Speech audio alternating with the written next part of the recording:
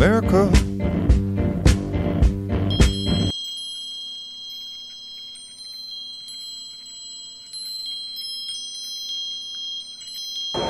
My name is Lachlan Arts. I'm here to announce my candidacy for President of the United States. We're here at Occupy Wall Street, October 16, 2011. This campaign is about context, what's at the heart of the issues, not the issues themselves. We are here to investigate the context of our current economic crisis. Say the banks paid us back, they paid us back with our own money. The Occupy Wall Street movement is not very complicated. It's people demanding more equal distribution of economic goods in the United States. We are here with Mark Josephson, New York City historian and activist.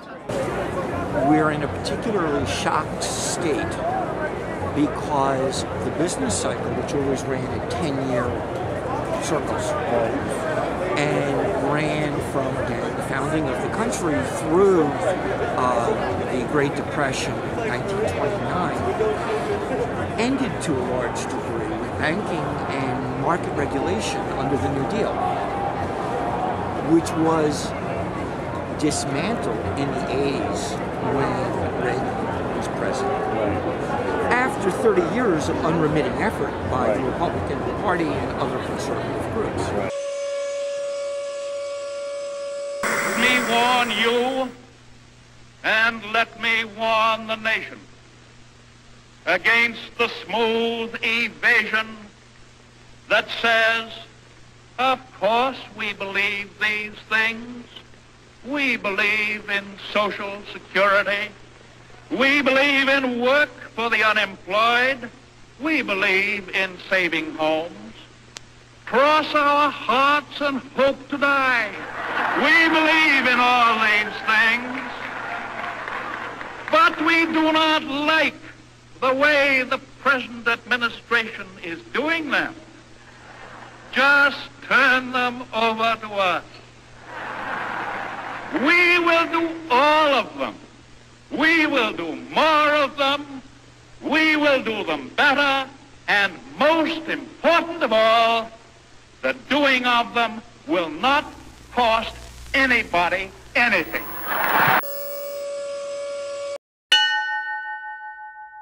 One other thing I wanted to get your perspective on is that, there was the financial services system that was initially established, which was for services, to provide services, supposedly, to the person that needed money, the person that was going to buy a home, whatever, and it was really set up so that everyone was on the side of the person receiving the money as a loan, or in terms of they were going to sell stock or whatever it was, and that it seems to have shifted from being about providing service in which that person won and other people took a small and equitable share of the proceeds of whatever it was that they were getting, to now where the system has been exploited so that there are a small number of people who are actually reaping the major benefit, and the people who were initially being served are now left holding the bag. Well, that's certainly the case right now, but in context, it's actually a return to the way it's been since banking in the modern form was invented in Italy in the 15th and 16th centuries. It's only after the New Deal that American banking became boring and safe enough for regular people. And that before that, most people had little or nothing to do with banking. It was extremely unsafe. It was entirely based upon providing rich people with the means to buy more money. Would you say that it's just plain greed? Sure, although there's a lot of language that they use to obscure the fact. Human beings are much, much better at short-term planning than long-term planning. That what you're going to eat tomorrow is a much more pressing concern than what you're going to eat in 10 years. Right. So, you know, the lure of quick, high returns is, we're hardwired to want that. Yeah. That's the Morgan Bank, and on its left side there, in the concrete or in granite, you can see gouges, and that's where the anarchist bomb went off in 1910 or 13. Really? Yeah, it was a big outrage, and it led to like all the anarchists in New York being arrested and beaten up by the cops. And the anarchy was against what?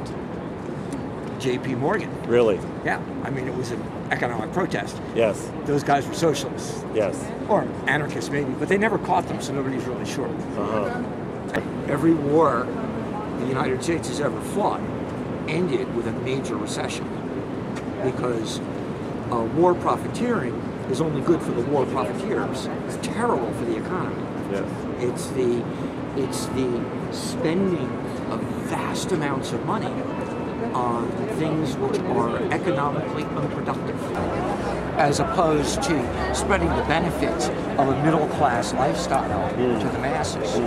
Prior to the New Deal, bank failures in the United States were a frequent and common occurrence. The reason was that there was no deposit insurance whatsoever. There was also no reporting.